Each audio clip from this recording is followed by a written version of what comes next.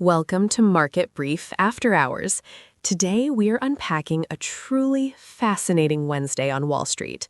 Markets advanced as easing oil prices and a sharp rise in U.S. import costs helped shape investor sentiment.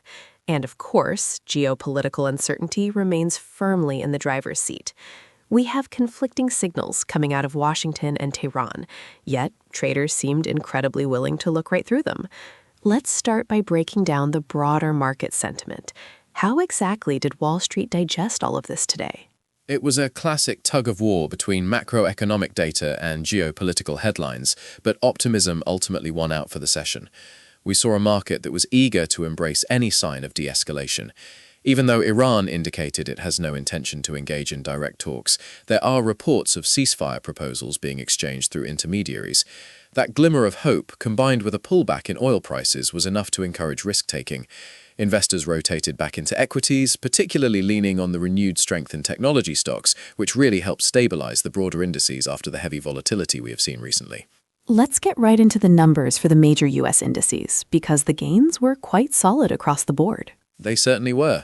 The Dow Jones Industrial Average extended its gains on that ceasefire optimism, rising 0.66% to close at 46,429. The S&P 500 also advanced, gaining 0.54% to finish at 6,592, which helped it recover a good portion of the prior session's pullback. This was a broad-based move higher across multiple sectors. And then we have the Nasdaq Composite, which really outperformed its peers. It climbed 0.77% to close at 21,930. That tech outperformance on the Nasdaq is always an interesting thread to pull. What was driving that specific sector today? A lot of it came down to the semiconductor space. We saw strong gains led by heavyweights like Nvidia, AMD, and Intel. When energy prices drop, it tends to relieve some of that inflation pressure, which in turn gives investors the confidence to rotate back into growth stocks. That is exactly the dynamic that played out today. Speaking of energy and inflation, let's touch on the commodities and macro data before we cross the Atlantic. Oil prices retreated today, which clearly helped the mood. Absolutely. Brent crude fell 2.2% to $102.22 per barrel, and WTI also dropped 2.2% to $90.32. The immediate fears of supply disruptions eased a bit due to those potential US-Iran negotiations. However, it is important to note that a significant risk premium is still baked into those prices because of the uncertainty surrounding flows through the Strait of Hormuz. And on the domestic data front, we had some eye-opening numbers regarding import costs and the housing market. We did. US import prices surged by 1.3% in February. That is the largest increase in 4 years, completely exceeding expectations, and it was driven by both higher fuel and non-fuel costs. This points to persistent inflation risks. Meanwhile, the housing market is feeling the squeeze. Mortgage applications fell 10.5% for the week ending March 20. That extends the decline from the prior week, largely because 30-year mortgage rates climbed to a 5-month high of 6.43%. Let's shift our focus to the European markets. It sounds like they caught the same wave of optimism that we saw in the U.S. They did indeed.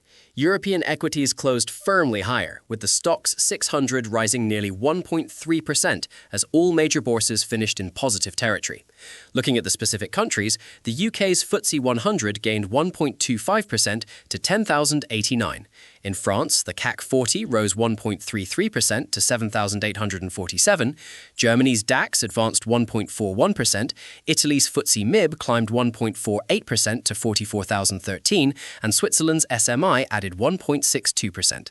The sentiment across the region was really lifted by hopes of reduced geopolitical risk, especially after Tehran signaled potential safe passage for non-hostile vessels through the Strait of Hormuz. But the underlying economic data in Europe wasn't entirely rosy, was it? Not at all. The macro data painted a very mixed picture.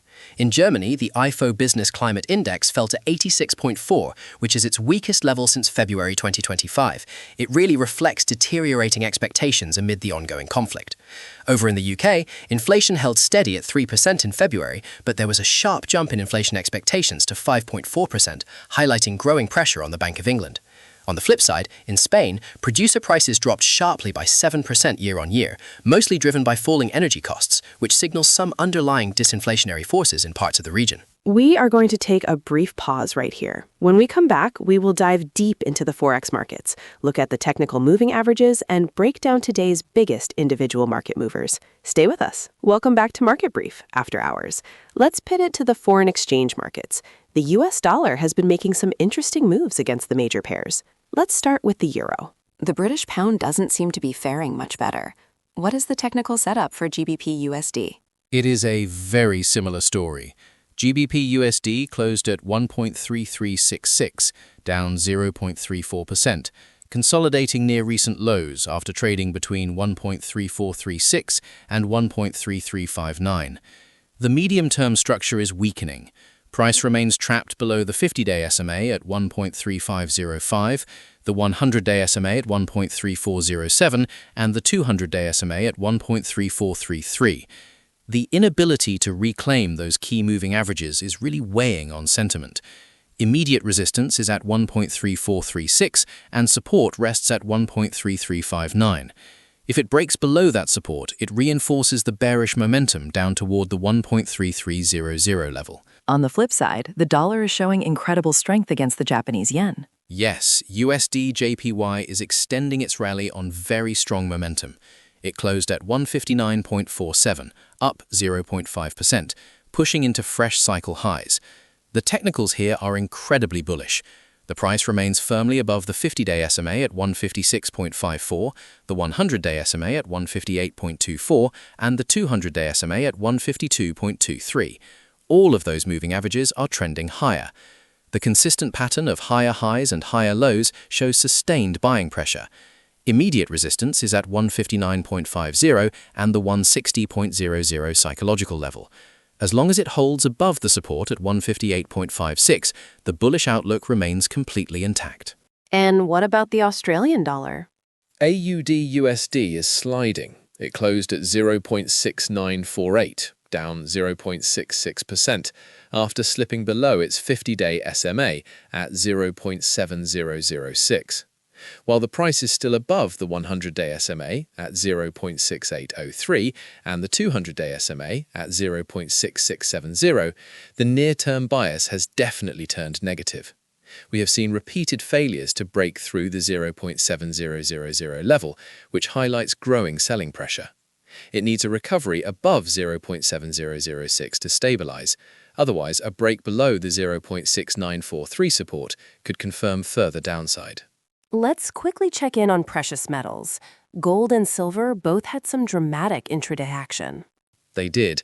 Gold found support after a sharp pullback, closing at $4,532, which is at 1.39%. It traded between $4,603 and $4,456, rebounding strongly from those intraday lows. It is currently sitting below the 50-day SMA at $4,961 and the 100-day SMA at $4,597, but it is holding above the 200-day SMA at $4,083. This suggests a short-term recovery within a broader corrective phase. Silver showed a similar pattern, rebounding strongly to close at $71.96, up 0.97%. It remains below its 50-day SMA of $85.63 and 100-day SMA of $73.27, but holds well above the 200-day SMA at $57.20. The sharp rejection of lower levels for both metals indicates buyers are aggressively stepping in at key support zones. Let's wrap up today's action by looking at the individual market movers. There were some massive percentage swings in single stocks today. ARM Holdings immediately catches the eye. ARM Holdings had an absolute blockbuster day. Shares surged nearly 20% after the company unveiled its first in-house chip.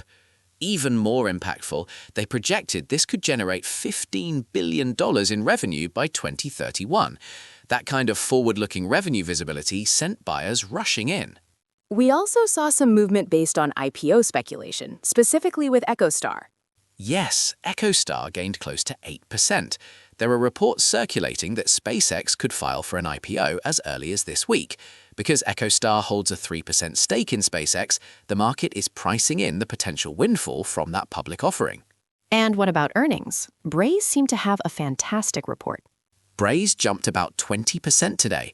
They reported revenue of $205.2 million, which handily beat expectations, and they provided a very strong outlook moving forward. In this environment, a clean revenue beat and confident guidance will absolutely get rewarded. It wasn't all green screens today, though. On Holding and SanDisk both took a hit. What happened there? On Holding slid more than 10%. The company announced that both its CEO and CFO will be stepping down from their roles effective May 1. Sudden leadership changes at the very top almost always create uncertainty, and the market tends to sell first and ask questions later.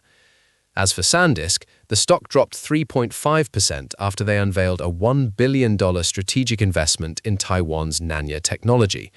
It seems investors are quite concerned about the capital allocation and the strategic reasoning behind that move.